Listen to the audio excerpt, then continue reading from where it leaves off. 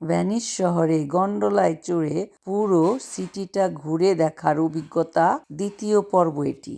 আমার সাথে চলুন, আপনাদেরও ঘুরে দেখাই এই ভেনিস সিটি। বিশ্ব ভ্রমণে বের না হলে জানতেই পারতাম না পৃথিবীর এক একটি দেশের এক এক রকম ব্যবহার, এক এক রকম পরিবেশ। আমাদের দেশে রাস্তায় চলে গাড়ি ঘোড়া, আর এখানে রাস্তায় চলে নৌকা। ভেনিসের মূল ভূখণ্ডটি একটি শিল্প এলাকা, যেখানে একটি যাত্রীবাহী টার্মিনাল নির্মাণ করা হয়েছে। মারঘাসে পৌঁছানোর জন্য দ্বিতীয় ভিটন ইম্মানুয়েল খালের মধ্য দিয়ে একটি দর্শনীয় পথ অনুসরণ করার জন্য এখানে ৫৫,০০০-এর বেশি জাহাজ রয়েছে। এই ছোট দ্বীপটি জোয়ারের পানিতে বন্যা হবার কারণে এখানে ড্রেজিং এর মাধ্যমে জলাভূমিটাকে আরো উঁচু করা হয়েছিল। ফলস্বরূপ এই খালগুলি একটি ন্যাটিক্যাল সংস্কৃতির বিকাশকে উৎসাহিত করেছিল, যা এই শহরটির অর্থনৈতিক দিকটিকে উন্নত করেছিল। তা আজও এই শহরের পণ্য ও লোকদের পরিবহনের মাধ্যমে সরবরাহ করা হয়।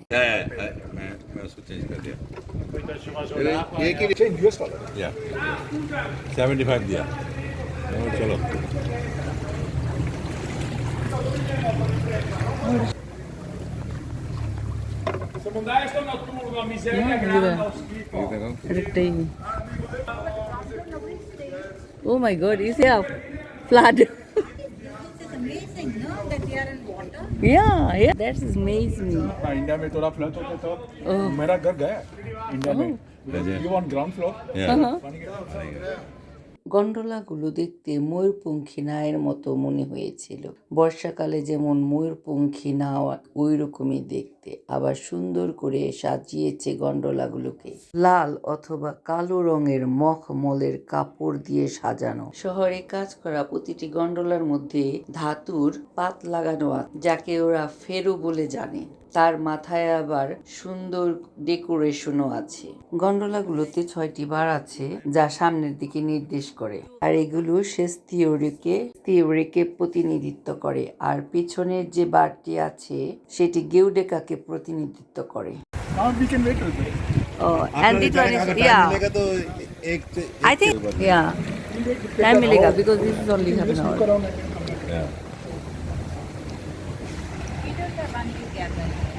Shamal can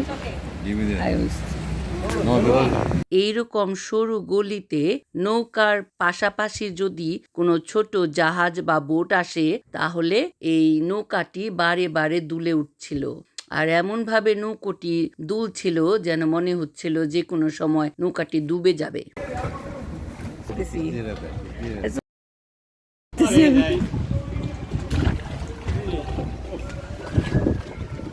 আমি দেখছি। Okay, And look at here, she smile.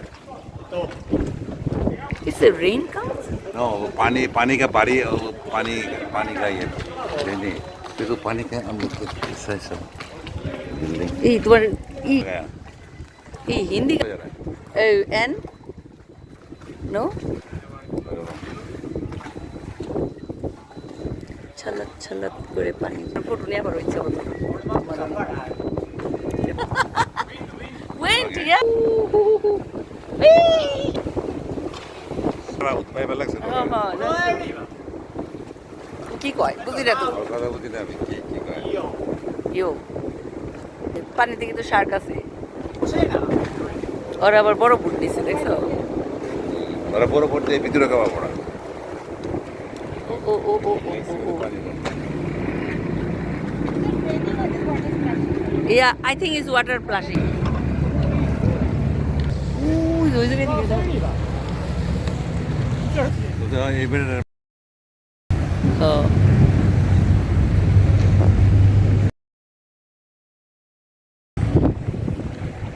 মাতি হয়ে যাবো। ও মাই গড, কেমন ডুলে রে।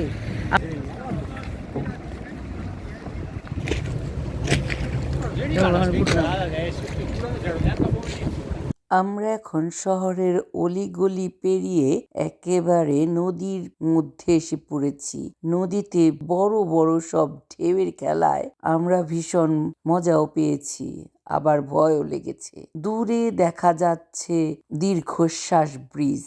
লাল রঙের বোটটি যে যাচ্ছে সেটি হচ্ছে ওয়াটার ট্যাক্সি। আমরাও নদীর দেশের মানুষ, তাই নদীতে নৌকা ভ্রমণ করতে খুব ভালোই লাগে। কিন্তু এখানকার শহরটি সম্পূর্ণ অন্যরকম। অলিগলির ভেতর দিয়ে পানি ঢুকে গিয়েছে বাড়ি ঘরগুলোর ভেতরে। বাড়ি ঘরের বেসমেন্টের ভেতরে থই থই করছে পানি, সিঁড়িগুলো পানির নিচে।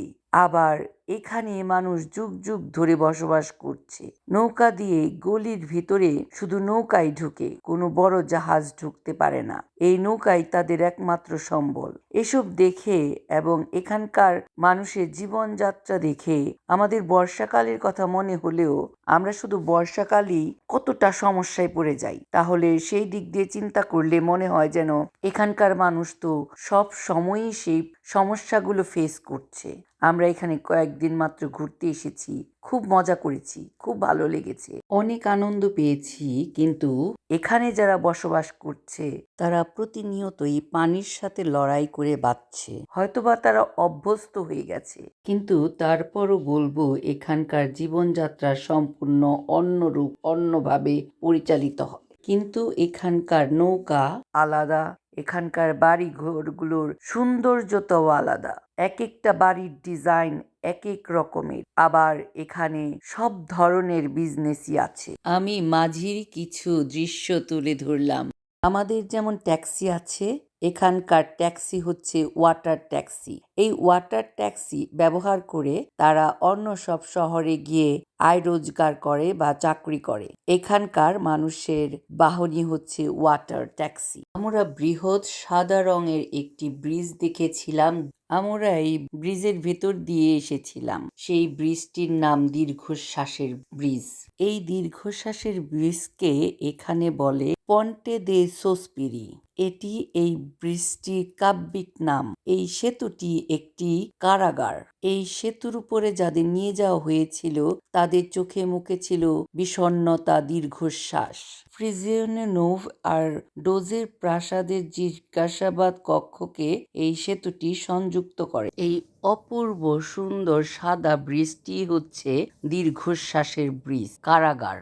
যদিও ব্রিজ অফ সিজ নামটি জনপ্রিয় ছিল, লর্ড বায়রন অবশেষে এটিকে আরো অমর করে রেখেছিল। 1812 সালে তিনি তার বইতে চাইল্ড হ্যারোল্ডস পিলগ্রিমেজ বইটিতে তিনি এই ব্রিজটির সম্পর্কে, কারাগার সম্পর্কে অনেক কিছু লিখেছেন। শুধু একটি ব্রিজ নয়, একটি কারাগার, একটি প্রাসাদ।